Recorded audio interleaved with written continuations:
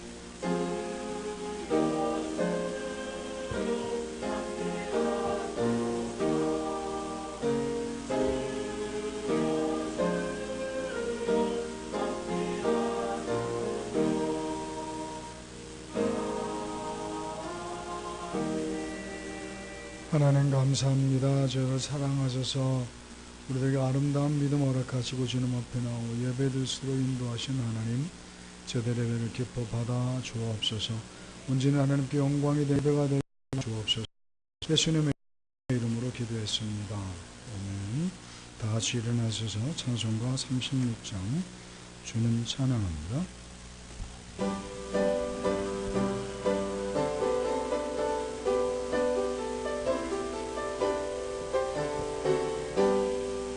주 예수 이름 높이어 다 찬양하여라. 금멸유관을 드려서 만유의 주 찬양. 금멸유관을 드려서 만유의 주 찬양.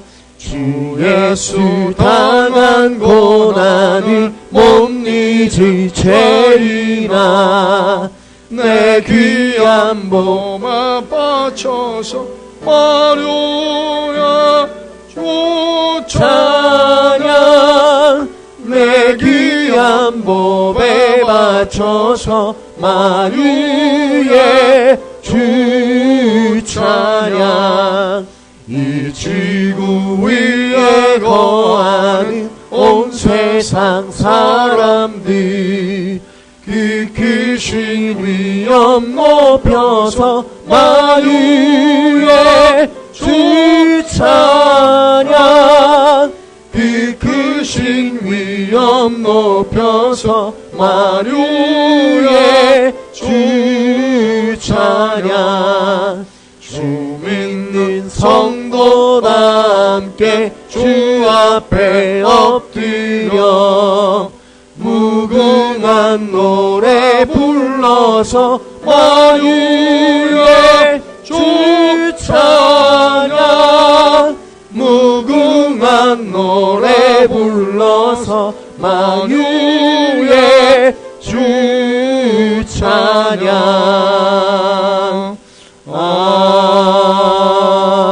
아멘. 교동문 7번 시편 13편입니다. 교동문 7번 시편 13편 함께 교도합니다. 제가 먼저 교도합니다. 여호와여 어느 때까지니까 너를 영원히 잊으시나이까.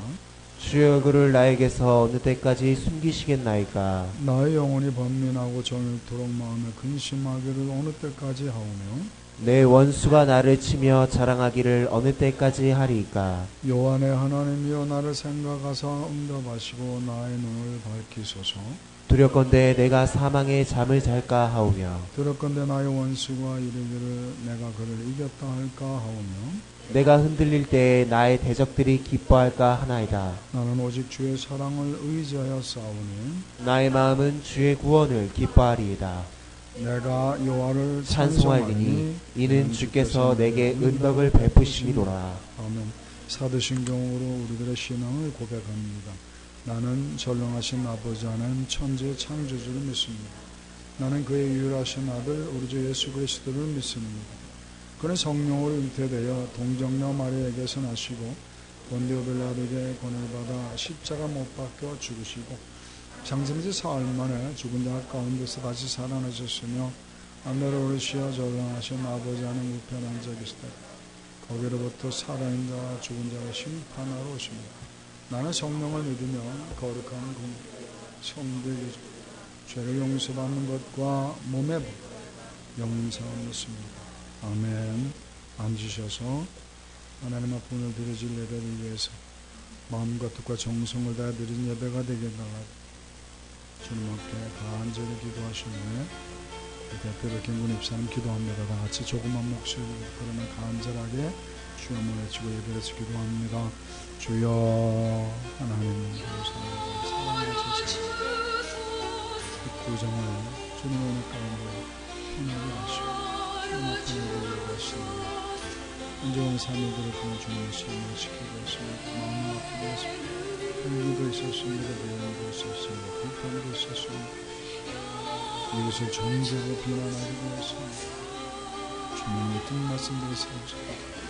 기도도 저도 말씀도 한번 묵상하지 않겠습니다.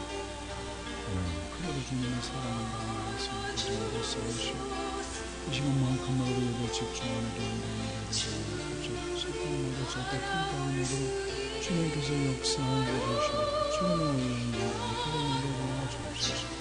예수님의 이름으로 기도합니다.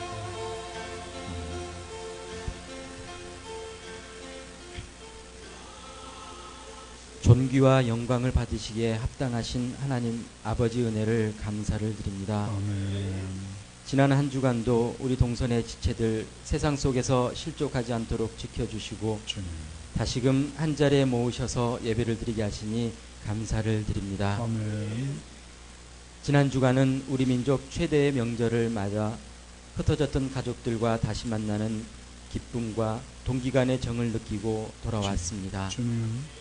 그렇지만 지난 한 주간의 삶을 돌아보면 회개해야 할 일, 주께 간구해야 할 일들이 너무나 많음을 고백합니다. 아버지 하나님, 이 시간 예배드리기에 앞서 우리들 마음속에 감추어진 하나님께 고백하고 용서받고 싶은 일들을 하나님 앞에 내어놓고 용서받음으로 말미암아 밝은 마음, 깨끗한 심경으로 예배에 집중할 수 있도록 우리의 마음을 어루만져 주시옵소서. 아멘. 십자가에 죽기까지 우리를 사랑하셨던 주님. 예수님의 사랑을 기억합니다. 주님. 사순절을 지내면서 주님. 더욱 주님의 사랑에 감사하며 주님. 예수님이 걸어가신 고난의 길을 생각하며 주님. 엄숙하고 거룩하게 보내는 주간이 되도록 우리의 마음과 행동을 주관하여 주시옵소서. 아멘. 이번 사순절 기간과 고난주의를 준비하면서 예수님의 부활과 함께 우리 모든 성도들이 세상을 변화시키는 삶을 살아갈 수 있도록 역사하여 주시옵소서. 아멘. 무엇보다도 기도가 습관이 되게 하여 주시옵시고 아멘. 자신을 돌아보며 서로를 용서하여 하게 하여 주시옵시고 아멘. 겸손해지고 낮아지며 주님. 기뻐하며 감사하는 삶이 되기를 소망합니다. 주님. 온 유대와 사마리아와 땅끝까지 이르러 증인이 되라고 하셨던 주님. 예수님의 유언을 실천하는 삶이 되기를 소망합니다. 주님. 아버지 하나님, 부활주의를 준비하면서 주여. 우리에게 맡겨진 사명이 무엇인지 주님.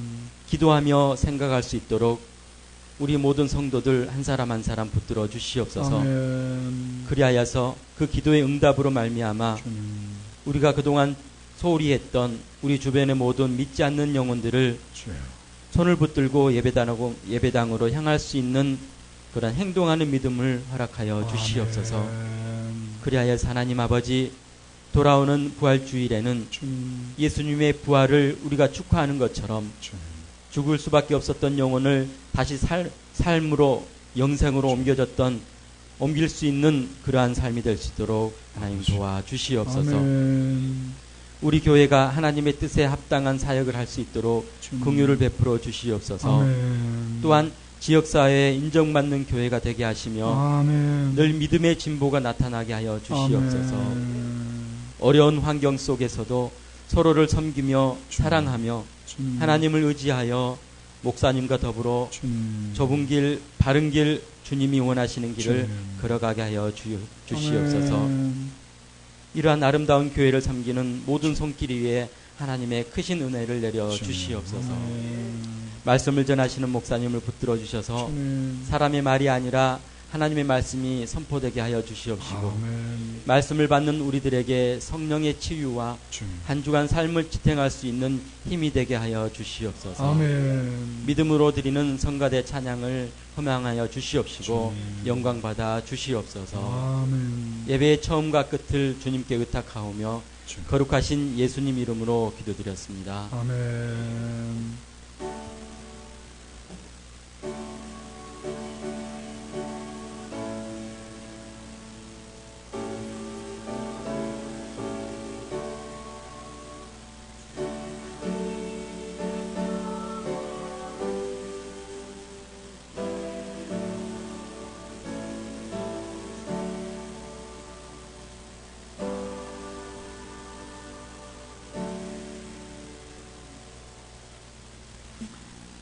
하나님께서 저와 성도님들 위해 오늘 예비하신 말씀은 에베소서 6장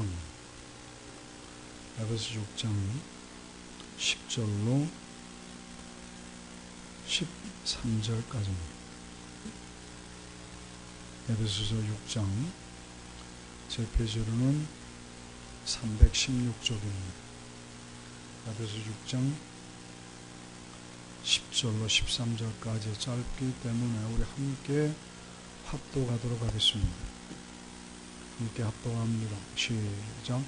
끝으로 너희가 주 안에서와 그의 힘의 능력으로 강건해지고 마귀의 관계를 능히 대적하기 위하여 하나님의 전신갑주를 입으라.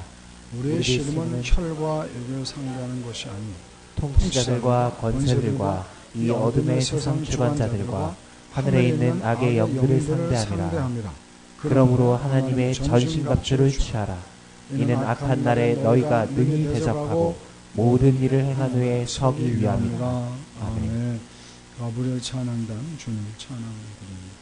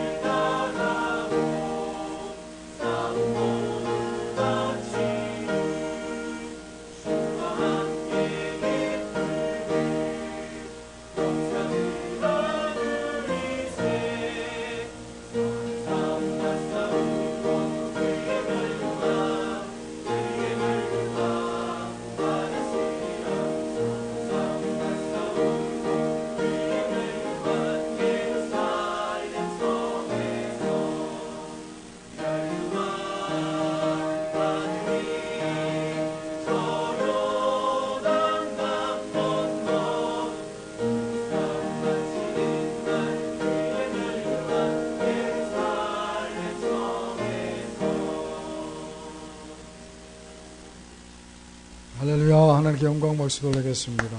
고맙습니다. 우리들에서 제일 잘하신 것 같아요. 명절 들어서 포식을 하셨는지 힘있게 너무 감사합니다. 아니야? 네? 너무 잘하셨네요. 옆에 분들 인사합시다. 은혜 많이 받으세요. 하나님의 은혜 넘치기를 축원합니다. 명절 다 쓰셨습니까? 근데 왜 힘이 하나도 없어? 하나님의 은혜 넘치기를 축원합니다. 며칠 전 우리 정부가 북한의 핵미사일과 장거리 미사일 발사된 제재로 개성공단을 전면 중단한다는 초강경 조치를 취했던 것 우리가 잘 알고 있습니다.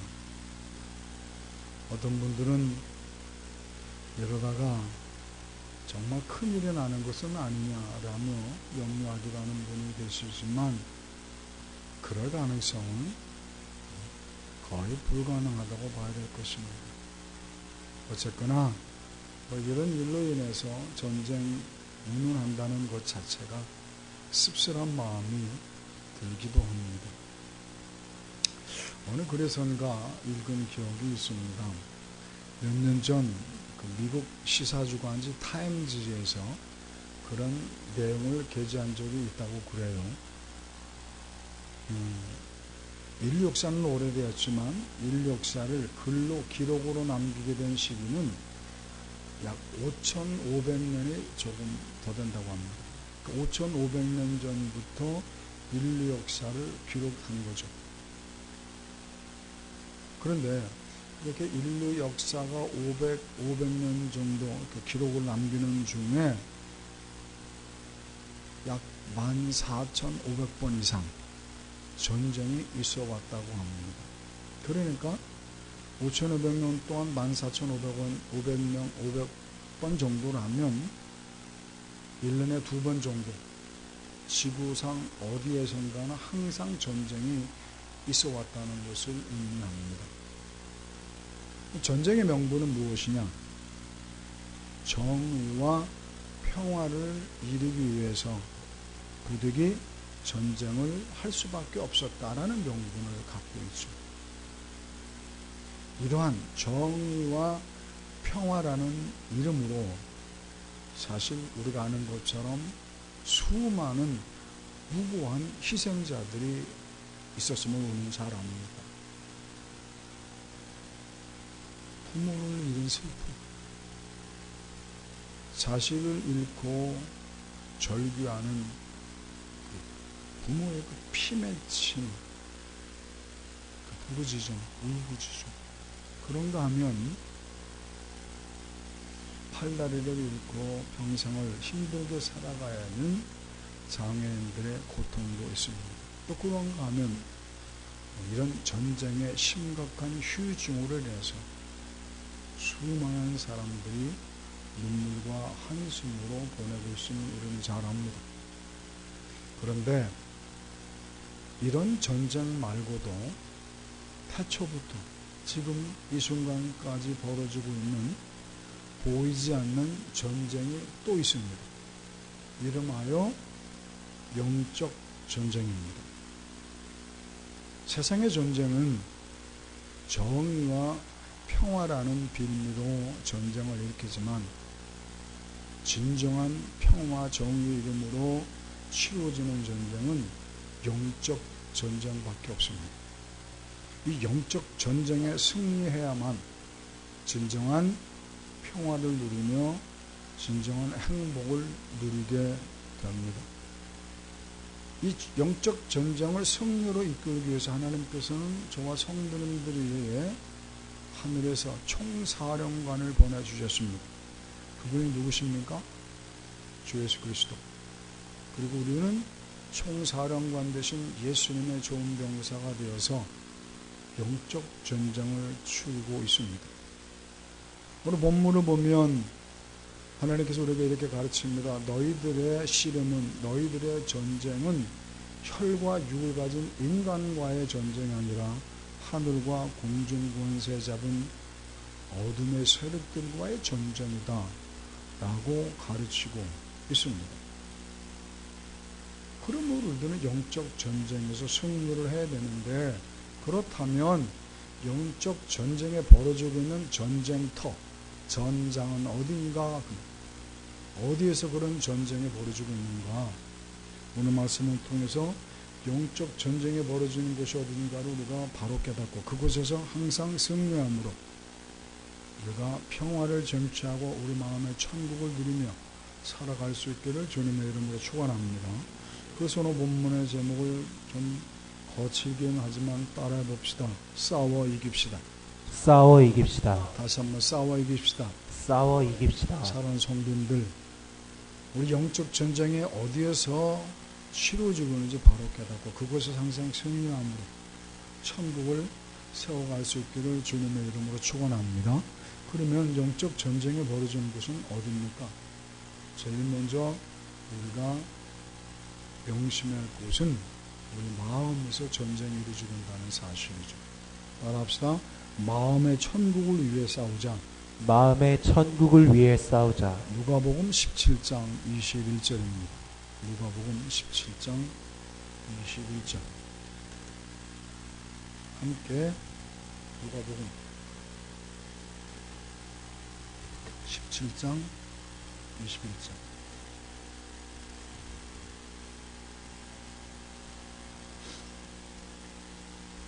함께 읽습니다. 시작. 또 여기 있다 저기 있다고도 못하리니 하나님의 나라는 너희 안에 있느니라. 아멘. 예수님께서 말씀하십니다. 하나님의 나라는 너희 안에 존재한다 라고 말입니다.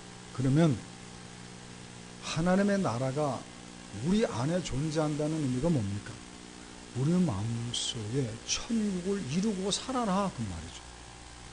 그런데 우리 마음속에 천국을 이루고 살아야 할 텐데 이것을 방해하는 세력이 있습니다. 누굽니까? 죄의 세력입니다. 인류의 조상 아담과 하와가 에덴 동산에서 범죄한 이후 우리 인간의 마음속에는 죄가 들어왔습니다. 이 죄는 어떤 추상명사가 아닙니다. 어떤 추상적인 관념이 아닙니다. 어떤 생각이 아닙니다. 이 죄는 하나의 세력입니다. 인격적인 행동 주체로서의 어느 힘, 하나의 세력입니다. 이 죄의 세력이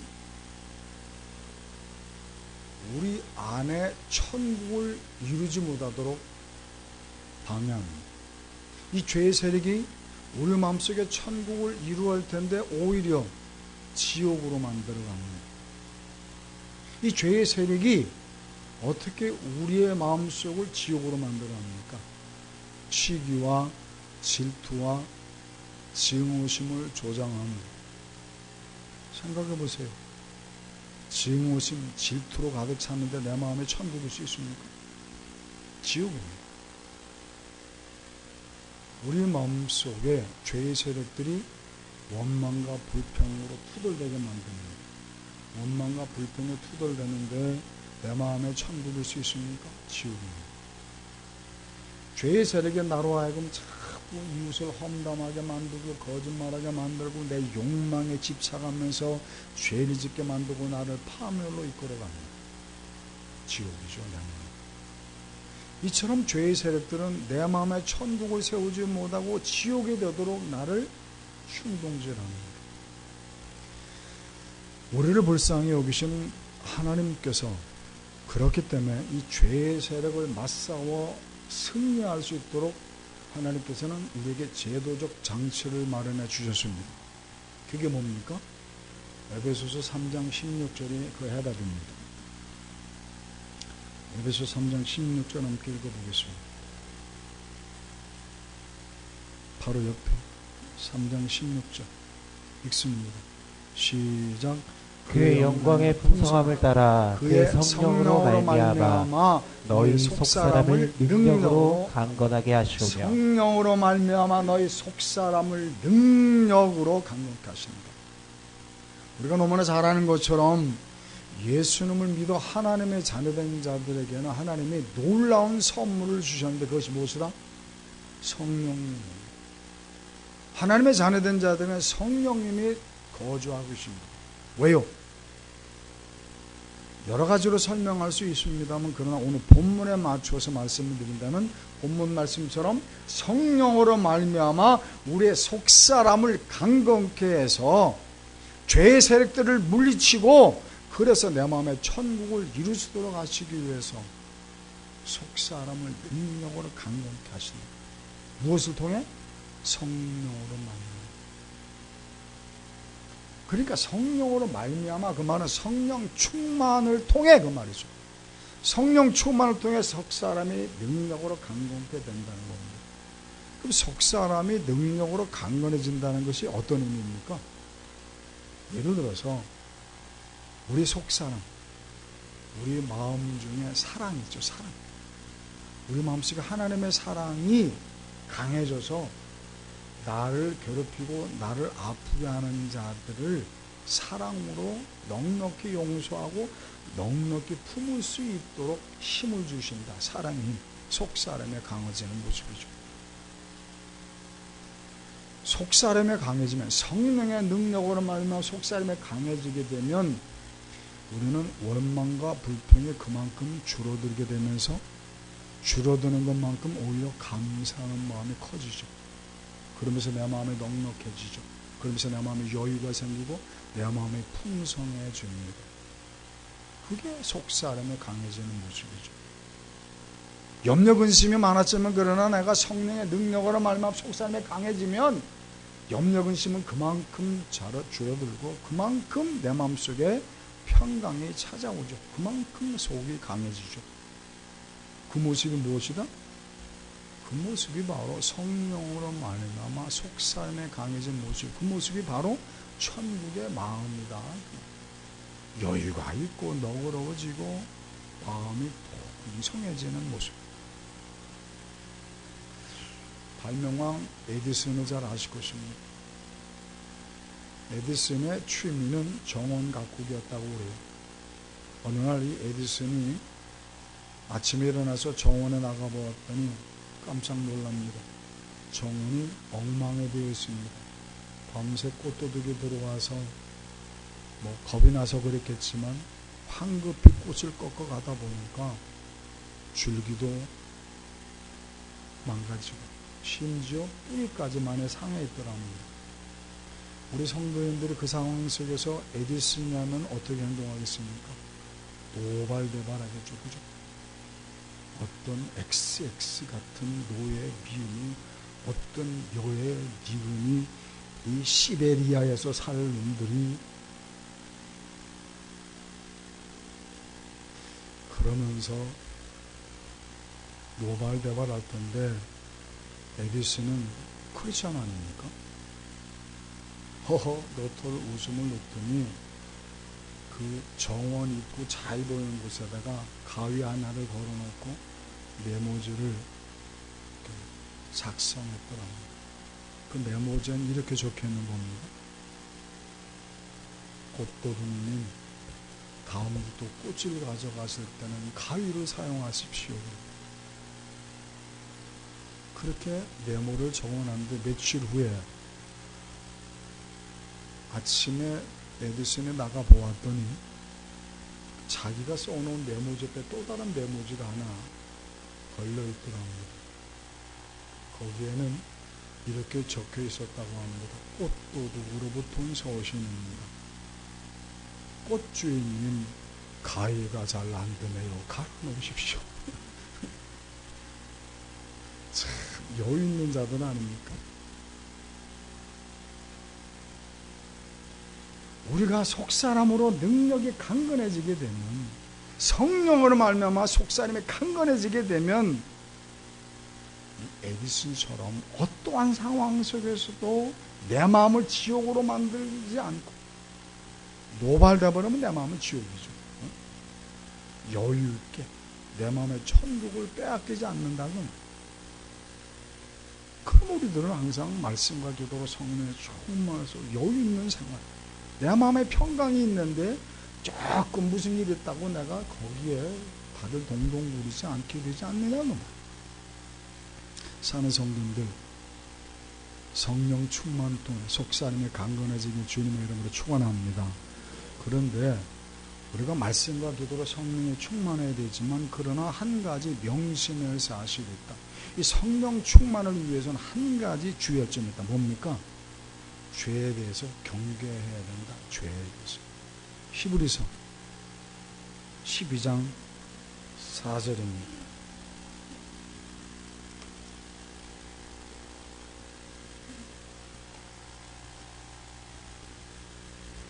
히브리서 12장 4절입니다.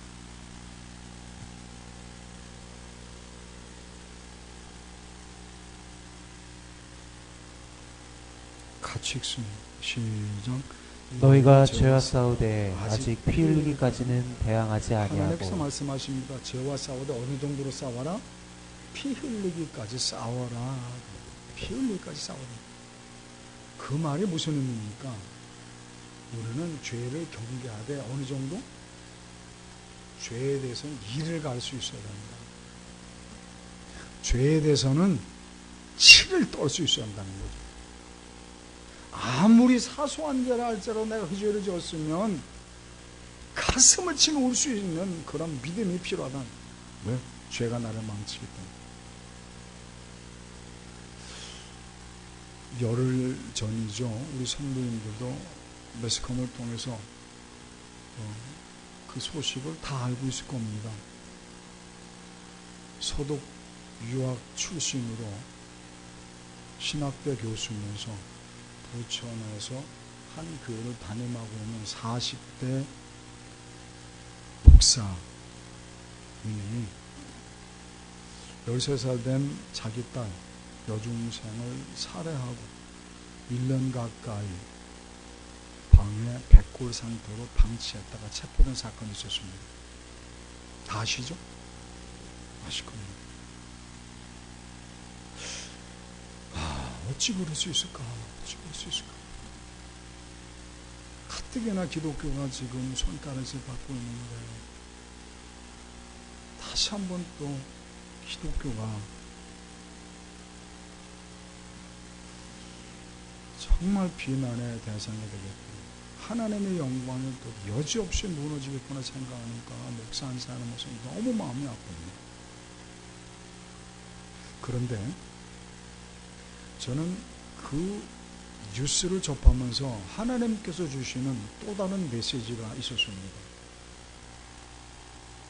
사는 성도님들 한번 생각해 보시기 바랍니다. 그 자기 딸을 살해한 그분은 화성에서 온 분입니까? 달에서 온 사람입니까? 우리와는 전혀 다른 별에서 온 그대입니까? 아닙니다. 그분은 우리 주변의 이웃입니다. 나와 똑같이 숨쉬며 하루하루 살아가는 소시민에 불과합니다. 그 의미가 뭡니까? 우리도 그분처럼 그렇게 죄를 지을 수 있는 존재라는 의미입니다. 나도 그분처럼 그런 환경과 상황이 그런 분위기만 조성되면 나도 똑같이 그런 끔찍한 죄를 지을 수 있는 연약한 존재라는 사실입니다. 그런데 놀랍게도 그분은 목사님이라는 겁니다. 한때 그분의 마음속에 천국이 이루어졌고 한때 그분은 하나님을 경외하던 하나님을 두려워할 줄 알던 존경받던 목사님이었다는 사실입니다. 그런 그분이 그렇게 한때 마음에 천국을 이루고 그 마음속에 주님을 경외하는 마음으로 가득 찼던 그런 목사님이 그런 끔찍한 죄를 저지를 수 있다면 저와 성도님들 또한 우리는 너무나 안타까운 존재인데 그런 목사님이 그런 일을 했다면 우리는 더더욱 그런 범죄를 저지를 수 있는 가능성이 있다는 겁니다. 그러므로 우리들은 죄에 대해서 치를 떨 수 있어야 한다는 거죠. 묻습니다. 사는 성도님들, 그 딸을 죽인 그분이 처음부터 괴물이었습니까? 아닐 것입니다. 처음에는 한두 번 손찌검했을 겁니다. 그것을 소홀히 여긴 거죠. 그 목사는. 목사이어서는 안 됩니다. 어떻게 자식에게 손찌검을 할 수 있어? 죄에 대한 치를 떠는 마음을 가지고 하나님 앞에 가슴을 치며 하나님 내가 뭐 하는 짓입니까? 이러고도 내가 성도들에게 가르칠 수 있습니까? 하나님 나 같은 놈을 그래도 목사로 세우셨는데 하나님 나를 불쌍히 여기시고 다시는 죄를 지지 않게 하고 죄에 대해서 치를 떠는 그런 철저한 회개의 기도가 있었더라면 그는 그 죄가 더 이상 발전하지 않았을 텐데 죄를 너무 소홀히 대하다 보니 한두 번의 손찌검이 나중에는 구타로 그 다음에는 살인으로 이어지지 않았나. 그러므로 사는 성도들 죄에 대해서 치를 떨기를 주님의 이름으로 축원합니다. 여러분들 하나님의 말씀을 묵상하면서 하나님의 말씀에 비추어서 이것이 죄라고 생각되면 그것 때문에 우리는 가슴을 치고 아니 그 목사님도 그런 끔찍한 죄를 지을 수 있다면 우리는 그런 가능성이 더 있다고 말입니다. 죄에 대해서 치를 떠시면서 죄를 철저하게 하면서 말씀과 기도로 무장하셔서 속사람을 능력으로 강건해집니다. 그런 영적 전쟁을 통해 날마다 마음의 천국을 이루며 살아가시기를 주님의 이름으로 축원합니다. 두 번째, 우리의 영적 전쟁은 어디서 벌어집니까? 우리의 가정에서 벌어집니다. 따라합시다. 가정의 천국을 위해 싸우자. 가정의 천국을 위해 싸우자. 마태복음 10장 34절로 36절입니다. 마태복음 10장 34절로 36절까지 함께 읽습니다. 마태복음 10장 34절로 36절 시작. 내가 세상에 화평을 주러 온 줄로 생각하지 말라. 화평이 아니요 검을 주러 왔노라. 내가 온 것은 사람이 그 아버지와 딸이 어머니와 며느리와 시어머니와 불화하게 하려 함이니 사람의 원수가 자기 집안 식구리라. 예수님께서 뭐라고 말씀하십니까? 내가 이 세상에 온 것은 화평이 아니라 칼을 주러 왔다. 내가 이 세상에 온 것은 가정의 불화를 위해서 왔다. 아들과 아버지와 딸과 어머니와 며느리와 시어머니가 불화하도록 하기 이 세상에 왔다. 심지어 극단적인 경우에는 원수지간이 되도록 하기 위해 이 세상에 왔다. 예수님은 그렇게 말씀하십니다. 그렇게 말씀하시게 된 이유가 뭡니까? 복음 때문입니다. 복음. 하나님께서 세상을 창조하실 때 하나님께서 구상하시고 계획하시고 설계하셨던 가정의 모델이 있었습니다. 아담과 하와를 부부로 한 가정이라는 천국 공동체입니다. 그런데 아담과 하와가 범죄함으로 인해서 아담 이후 아담과 아담의 후손의 가정은 하나님이 태초에 계획하시고 설계하셨던 가정의 모습을 상실하고 말았습니다. 하나님은 그것이 너무 속이 상하셔서 하나님께서 태초에 계획하시고 설계하셨던 그 가정의 모습, 천국 공동체라는 그 가정의 모습을 회복하고 싶으셨습니다. 그래서 그 천국 공동체 가정을 회복시키기 위해서 극단의 조치를 취하신 것 무엇입니까? 예수님을 십자가에 못 박는 방법이었습니다. 예수님의 십자가 사건을 통해서 그 가정에 복음이 들어가고 복음을 통해서 하나님의 상실하셨던 천국 공동체 가정을 회복하기를 원하셨습니다. 그러니 그렇게 복음을 통해서 가정을 천국 가정으로 만드시려다 보니 가정이 불화할 수 있고 더 나아가서 극단적이고 원수로 지낼 수 있다는 겁니다. 뭐 때문에? 복음 때문에. 왜? 어떤 이는 어떤 가족 중에 어떤 이는 복음을 아멘으로 받아들이는 가족도 있지만 그러나 또 한편에서는 어떤 가족은 복음을 거부하기 때문에 불화가 생길 수 있다. 심지어는 원수가 될 수도 있다. 그럼 원수로 끝까지 가느냐? 아니. 그렇게 원수가 되겠다는 믿음의 자세를 가지고 복음을 주장하면 하나님께서 그 믿음을 기특히 여기시고 천국 가정으로 바꿔주시겠다는 거죠. 저는요, 천호동성교회 장로로 섬길 때요, 정말 하나님께 죄송스러운 표현이지만 여러분들에게 좀 마음에 와닿도록 하기 위해서 한다면 전도 정말 지긋지긋하게 했습니다. 장로다 보니까 본을 안 보일 수가 없으니까요, 아주 길거리에 나가서 성도도 버리고 전도합니다. 그러다 보니까 여러분들을 만나게 되는데 특히 아주머님에게서 그런 경험을 그런 얘기를 많이 보였어요. 아주머니가 전도를 하면요, 그런 얘기들 해요. 나는 저도 천하시합 때는 교회 잘 나갔어요. 근데 지금은요, 안 나가요. 왜요? 남편 때문에요. 왜 그렇습니까? 제가 천하 때는요, 교회 열심히 나갔거든요. 봉사대, 주일학교 교사도 했어요. 그런데 왜 안 나가요? 백마탄 남자 때문에 그렇죠. 뭔 소리요? 천하 시절에 백마탄 남자를 만나서 연애가 시작됐습니다. 근데 그 백마탄 남자가 예수님을 안 믿는 거예요. 그러세요. 전도 안 했어요? 전도했죠. 저 예수 믿거든요. 그러니까 저와 결혼하고 싶으면 예수님 믿으셔야 돼요. 그 남자는 여자 꼬시고 싶으니까 그래 교회 나가지. 그래서 결혼 전에는 교회를 따라 나왔다는 거예요. 그런데 결혼을 하고 나더니 남자가 돌변해서 교회를 안 나오는 거죠.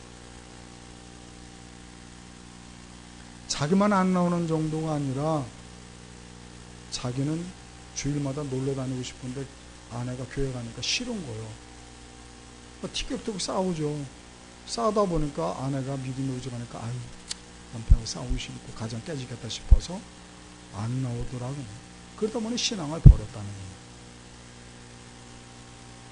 이런 아주머니도 있어요. 시어머님 때문에 나 교회 못 나가요. 시어머님 때문에 교회 안 나면 됩니까? 안 돼요. 몰라서 그래요. 그래서 시어머님 돌아가시고 나서 난 교회 나갈래요. 그래서는 안 된다는 겁니다. 우리가 크리스찬도 모든 것들은 양보해야 돼요.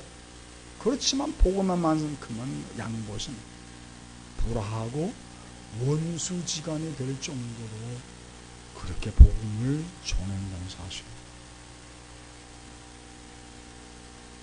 한 청년이 오래전입니다. 한 청년이 한양의 과거를 보러 갔습니다. 과거를 보러 간 이 청년이 그곳에서 선교사님을 만나서 전도를 받고 예수님을 영접했습니다. 예수님을 영접한 이 청년이 고향으로 돌아옵니다. 한양으로 과거 시험을 보러 떠났던 아들이 이자나 저자나 돌아올까 싶었는데 아들이 오고 있다는 겁니다. 온 가족이 동부 밖으로 마중을 나갔습니다. 얘야 고생 많았다. 어떻게 과거에 학교 됐느냐? 그 아들이 이렇게 대답을 합니다. 아버님 어머님, 내가 세상 과거보다 더 중요한 것이 있다는 것을 알았습니다. 그게 뭔데? 천상 과거입니다. 뭔 과거? 천상 과거. 그게 뭐냐? 제가 천국에 들어가는 시험에 합격을 했습니다. 야 이놈아, 천상 과거가 뭔지 제대로 얘기 좀 해봐라. 과거 시험을 치른다는 건 그 가정이 양반 가정이라는 걸 의미하죠. 뭔 소리인지 제대로 얘기해봐라. 아버님 어머님 명심해 들으십시오. 잘 들으십시오. 예수님 믿어야 천국 갑니다. 옛날에 예수 믿는다고 하면 난리가 났죠. 서양 귀신 들었다고 했습니다. 예수 귀신 들었다고. 아이, 명문 가정의 양반 가정의 아들놈이 지금 한양에 과거 시험 보냈더니 예수 귀신 들려서 온 겁니다. 이거 집안 망신, 가문 망신. 조상님들 어떻게 되냐고 난리가 났습니다. 달래고 올리고 협박하고 심지어는 두들겨 팹니다. 그런데도 그냥 목을 꼿꼿이 세우고 예수님 믿어야 된다는 거죠. 저게 자식이 아니라 왼수다, 왼수. 복음을 전하다 보니 원수가 되었습니다. 상대를 안 합니다. 교회 간다고 막 두들겨 팹니다. 얼마나 얻어터지게 오늘날부터 이 아들이 벙어리가 되어버렸습니다. 또 한 번 발칵 뒤집어졌습니다. 야, 예수 귀신 들러가지고 우리 아들이 벙어리가 돼. 남들 알세라 그냥 한약을 내려먹이고 무당 모셔다가 그냥 굿도 해보고 부적 따라보고 별짓을 당하는데 아이고 벙어리가 안 고쳐집니다. 그러니까 부모만 어떻겠습니까? 1년이 지나고 2년이 지나고 3년째 접어드는데 이제는 지쳐서 그 부모님이 그 벙어리는 아들의 손을 붙잡고 흐느끼면서 토념합니다. 아들아, 네 속은 놔둬줄게. 발문 틀을 수 없겠냐? 제발 말 좀 해봐라. 푸념을 하듯 울고 있으니까 아들이 엄마 아빠를 빤히 쳐다보니 눈을 끔뻑끔뻑합니다. 그리고는 어머님, 아버님 정말요 말을 합니다. 세상에 알고 봤더니 이 아들이 벙어리가 된 것이 아니라 벙어리 흉내를 냅니다. 복음을 전하기 위해서. 그 사실을 한 부모님이 도대체 너를 이렇게 만든 예수가 누군지 좀 알아봐야 되겠다. 도대체 예수가 누구길래 너 그렇게 지독할 수 있니? 그렇게 교회를 나가기 시작한 것이 복음의 시작이요 천국 가정을 여는 시초가 됐다고. 그런데 그분이 누구냐? 그 아들이 누구냐? 몇 년 전에 소천하신 신바람 전도사 황수관 박사님 아시죠? 저분의 할아버지랍니다. 황수관 박사님의 간증입니다. 그때부터 우리 가정은 천국이 되었고, 그래서 그 할아버지의 기도로 나는 지금 우리나라에서 유명한 박사가 될 수 있었다 라고 말해요. 사는 손님들 다른 곳은 다 양보하셔도 하나님의 백성이니까 희생하시고 헌신하시고 봉사하시고 다 양보하는 있더라고요. 원수가 될지언정 복음에 관해서만큼은 양보하지 마소서. 그 믿음이 너무 기특해서 하나님께서 천국 가정으로 만드시는 간증자의 삶이 되시기에 주님의 이름으로 축원합니다. 세 번째, 어디서 영적 전쟁이 벌어집니까? 세상에서 영적 전쟁이 벌어집니다. 따라합시다.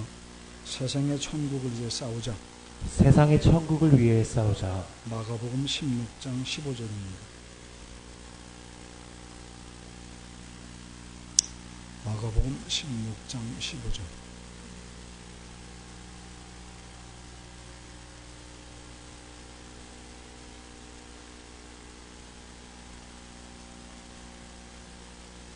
함께 읽습니다. 시작. 또 이르시되 너희는 온천하에 다니며 만민에게 복음을 전파하라. 예수님께서 말씀하십니다. 온천하에 다니며 모든 이들에게 복음을 전하라 라고 말합니다. 만민에게 복음을 전하라는 의미가 뭡니까? 하나님의 잃어버린 자녀들을 찾아와라 그 말.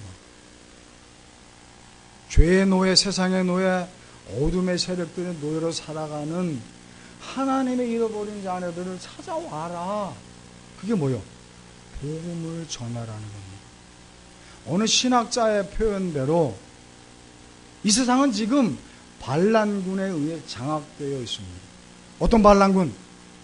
천상세계에서 쫓겨난 타락한 천사들로 이루어진 반란군. 그 반란군들이 지금 이 세상을 잠시 점령하고 있습니다. 그 반란군들을 제압하고 그 반란군들의 노예로 살아가고 있는 하나님의 잃어버린 백성들을 찾아오라. 그게 뭐예요? 그게 복음을 전하는 거다. 그 반란군을 진압하기 위해 하나님께서 우리에게 총사령관을 보내셨는데 그분이 누구요? 예수 그리스도. 그리고 우리는 총사령관인 예수 그리스도를 뒤를 따르며 그분에 충성하는 좋은 군사로 살아갈 영적 전쟁의 주인공이라는 겁니다. 디모데후서 2장 3절로 4절. 디모데후서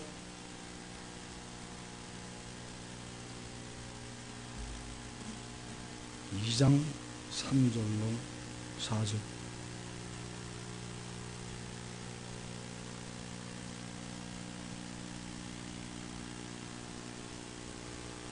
같이 읽습니다. 디모데후서 2장 3절 4절 시작. 너는 그리스도 예수의 좋은 병사로 나와 함께 고난을 받으라. 병사로 풍부하는 자는 자기 생활에 얽매이는 자가 하나도 없나니 이는 병사로 모집한 자를 기쁘게 하려 함이라. 아멘. 총사령관 되신 예수 그리스도의 좋은 군사로 총사령관 되신 예수님을 기쁘게 하는 병사가 되어라 명령하십니다. 몇 년 전에 소천하신 전도 폭발의 창시자 제임스 케네디라는 목사님이 그런 말씀하셨습니다. 군인이 번쩍 군화에 광을 내고 빛나는 훈장을 달고 그리고 옷에 각을 세운 채 멋진 모습으로 거리를 활보하면서 상관에게 깍듯이 예의를 갖추어 격려하는 모습은 멋있다. 그러나 그것은 진정한 군인의 모습은 아니다. 진정한 군인은 어디에서 나타나느냐? 상관의 명령에 따라 적군을 섬멸하기 위해서 목숨을 걸고 적군을 향해 전진하는 모습, 그게 진정한 군인의 모습이다. 그런 의미에서 진정한 그리스도인들은 누구냐? 총사령관 되신 예수님의 명령에 따라서 죽음을 불사하겠다는 믿음을 가지고 반란군을 진압하겠다는 믿음을 가지고 하나님의 나라를 세우겠다는 믿음의 자세로 적신을 향해 반란군을 향해 앞으로 나아가는 자가 진정한 크리스찬이요 성도다. 아무리 매너가 좋고 아무리 인격이 됐고 아무리 젠틀맨 아무리 숙녀 같은 매너를 갖고 있다, 교양이 있다 할지라도 복음을 전하는데 앞장서지 못한다면 죽을 각오가 되어 있지 않으면 그게 무슨 성도나? 그렇지 않습니까? 방금 읽었던 마가복음에 뭐라고 했습니까? 너희는 만민에게 복음을 전하라. 너희가 누굽니까? 교회를 향하는 말씀입니다.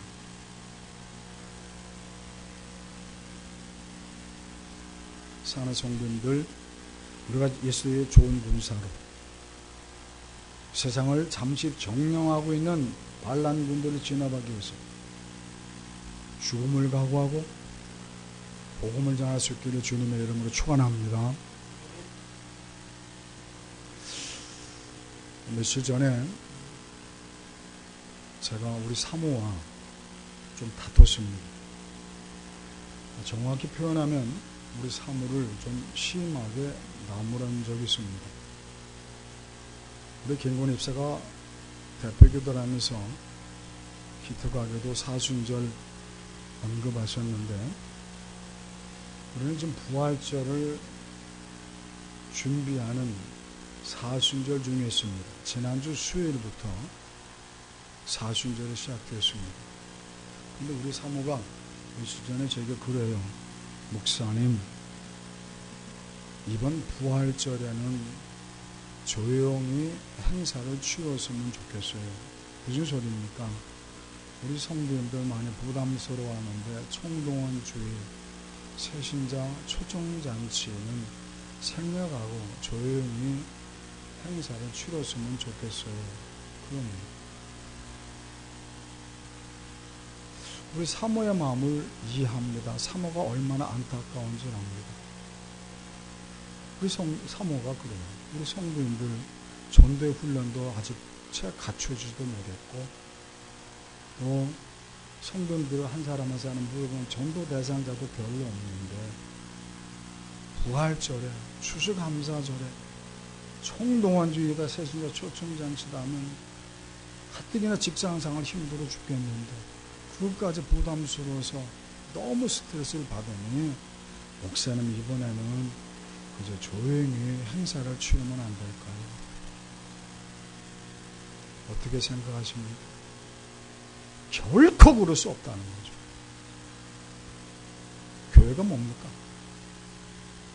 교회는 복음을 전하기 위해서 훈련받는 장소입니다. 인격을 훈련받고 믿음을 훈련받아서 세상에 나가 담대히 복음을 전하기 위한 훈련 장소. 하나님의 나라를 확장하기 위한 전진기조를 하나님이 세우신 공동체입니다.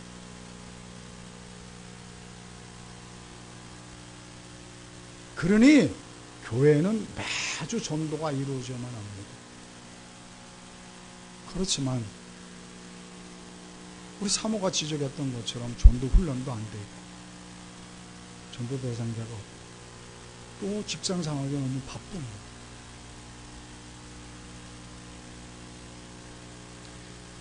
그래서 저도 차마 전도를 강요하지 못합니다. 그래서 일주일에 한 번이라도 토요일에 전도 집회에 나오고 싶사 권면하지만 우리 성도님들은 전도에 큰 관심이 없습니다.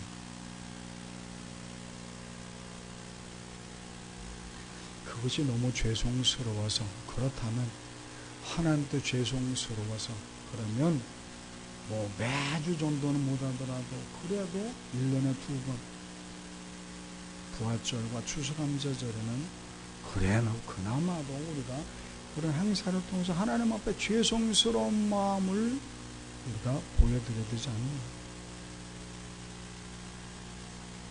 그런 것도 없다면 우리 교회는 문 닫아야죠. 교회가 교회를 못하는데 그런 교회가 뭔 소용이 있습니까? 여러분, 부활절이 기독교의 최고의 명절인 것은 아시죠? 이 부활절이 왜 최고의 명절이 되어야 됩니까? 예수님이 십자가에 죽으셨다가 부활하신 것은 우리에게 무슨 의미가 있습니까? 예수님이 십자가에 죽으심으로 우리 모든 죄들을 용서받고 구원받은 사실을 깨달았습니다. 근데 정말 우리가 구원받고 영생할 수 있느냐는 사실을 예수님은 어떻게 증명해 보이셨습니까? 예수님은 부활을 통해서 증명해 주셨습니다. 그래서 기독교의 최고의 명절은 부활절입니다. 그러면 그런 부활절을 우리가 최고의 명절로 지키기 위해서 우리가 해야 될 일이 뭡니까? 예수님이 십자가 죽으시고 부활하신 것이 바로 저와 성도님들만을 위한 겁니까? 아니죠. 아직도 반란군의 노예로 살아가는 잃어버린 하나님의 자녀들을 위해서도 예수님이 십자가 죽으시고 부활하셨죠. 그러니 우리가 부활절을 축제의 날로 우리가 지내야 한다면 당연히 반란군의 노예로 살아가는 하나님의 잃어버린 백성들을 초청하려고 애쓰는 것은 너무나 당연한 것이다. 그런 거 전혀 없이 반란군의 노예로 살아가는 하나님의 잃어버린 자녀들을 방치한 채 우리끼리 부활절 축제를 지낸다? 이것은 축제가 아니라 하나님을 향한 모욕이죠. 그래서는 그런 거 못하겠다면 교회 문 닫아야 됩니다. 아니, 성도님들, 부활주일, 총동원주일날 전도 열매가 실제로 안 맺혀줘도 괜찮습니다. 다만 내 마음속에 매일같이 전도해야 되는데 내가 그나마도 바쁘다는 핑계를 못 했었는데, 그러면 이번 추수감사절에, 이번 부활절에 내가 애쓰는 모습을 보여야 되겠다. 그것 때문에 노력하는 모습은 보여야 되지 않는다. 전도 열매가 맺히지 않더라도 그런 거룩한 근심은 있어야 돼. 그것만이라도 있어야 되지 않느냐고. 그렇지 않습니까? 그런 훈련조차 안 되어 있다면 우리가 어찌 하나님의 백성이요 교회 성도할 수 있겠는가 그 말이죠. 고린도후서 7장 10절입니다.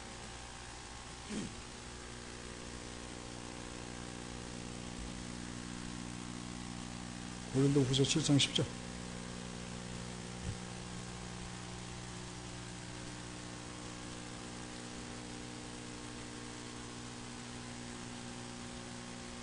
함께 앞으로 갑니다. 시작. 하나님의 뜻대로 하는 근심은 후회할 것이 없는 구원에 이르게 하는 회개를 이루는 것이고 세상 근심은 사망을 이루는 것입니다. 것이지만 세상 근심은 사망을 이루는 것이지만 그러나 하나님의 뜻대로라는 근심, 거룩한 근심.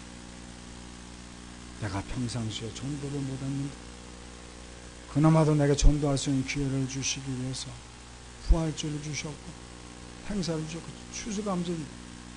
내가 이때나마 내가 전도하러 애써야 되는 건 너무나 당연한데 내가 이 전도하면서 되겠는가? 그런 거룩한 근심을 가질 수 있어요.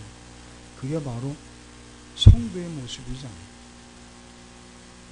사랑하는 성도님들, 우리 모든 성도님들은 이런 거룩한 근심의 아름다운 성도님, 그래서 반란군에게서 전명되는 이 세상을 우리가 복음을 전하는 만큼 하나님 나라를 건설하는, 천국 건설하는 예수님의 좋은 군사가 되기를 주님의 이름으로 축원합니다.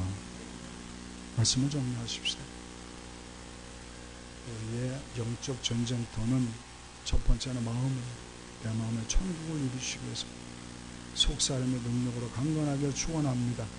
가정이 천국을 이루기 위해서 할 수만 있으면 원수가 되기를 축원합니다. 세 번째, 세상을 변화시키고 반란군을 진압하기 위해서 여러분들이 복음의 좋은 군사가 되기를 주님의 이름으로 축원합니다. 우리 기도의 자세를 취하십시다. 하나님 앞에 기도합니다. 하나님, 우리는 너무 연약해서 자꾸 실패합니다. 죄에 지고 세상에 재물에 지고, 그래서 언제나 내 마음이 지옥 같기도 합니다. 속사람의 능력으로 강건해져서 내 마음에 천국을 이루고 우리 가정을 다 복음화해서 천국을 이루고 내가 좋은 군사가 돼서 반란군들을 진압하고 그래서 하나님 나라를 건설해서 좋은 병사가 되기도 하고 간절한 목소리로 조그맣게 주 한번 해주고 기도합니다. 주여 할렐루야. 하나님 아버지 감사합니다. 사랑하셔서 이렇게 주의 전을 읽어드리게 하신 하나님, 주님, 내 마음에 천국이 이루어지고 우리 가정에 천국이 이루어지고 내가 속해 있는 이 지역사회가 천국이 이루어지고 이 영적 전쟁에 승리하게 하셔서 항상 천국이 이루어지는 복된 삶이 되게 도와주옵소서. 예수님의 이름으로 기도합니다. 하나님 감사합니다. 저를 사랑하셔서 오늘도 주의 전에 불러 모시고 우리가 늘 경각심을 갖고 살아야 된다는 사실을 깨우쳐 주신 하나님, 항상 내 마음에 천국이 이루어지도록, 우리 가정에 천국이 이루어지도록, 내가 살고 있는 이 지역사회가 천국이 이루어지도록 예수님의 좋은 군사로 살아가게 도와주시옵소서. 예수님의 이름으로 기도했습니다. 아멘. 찬송가 352장 부르시면서 헌금 준비하시면 헌금하시기 바랍니다.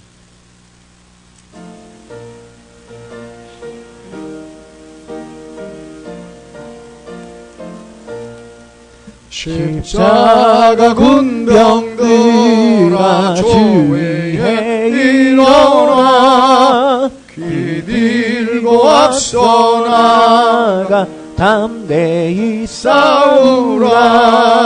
주께서 승전하고 영광을 얻도록 그 군대 거는 위사 이기게 하시네. 박수 치며 찬양할까요? 십자가 군병들아 주위에 일어나, 그 나팔 소리 듣고 곧 나가 싸우라. 수 없는 원수 앞에 주 따라갈 때에 주 예수 힘을 주사 강하게 하시네. 십자가 군병들아 주위에 일어나, 내 힘이 부족하니 주 권능 믿으라. 복음을 갖추 있고 늘 기도하면서 너 맡은 자리에서 충성을 다하라. 십자가 군병들아 주 위에 일어나 옛날에 접전하고 곱게가 부르라. 승전한 군사들은 영생을 얻으며 영광의 주와 함께 왕노릇하리라. 아멘. 주의 전에 속히 건축기를 소원하면서 사랑하는 남편 큰 믿음 주셔 주의 큰 일을 하게 하소서. 부모님의 믿음과 보내는 믿음과 자녀들의 믿음을 위해서 일천번째 감사한금 드렸습니다. 주님의 세우신 교회가 속히 부흥되기를 소원하면서 사랑하는 두 아들 믿음의 배우자 만나 명문가정 소원하면서 11조가 1000만원 소원하면서 선언사대 쓰임받기를 소원하면서 범사에 감사하는 감사입니다. 주님 앞에 11종금 11조 아이고 이 자녀들에게 이렇게 좀 11조 가르쳐 주세요. 얼마 안 되는 거지만 아이들이 복받는 지름길입니다. 너무 귀한데 이렇게 11조라는데 이름 좀 불러줘야 되겠다. 김아론이, 김유나, 김단비, 김수연 어느 교회에 빠졌어? 기도합시다. 하나님 감사합니다.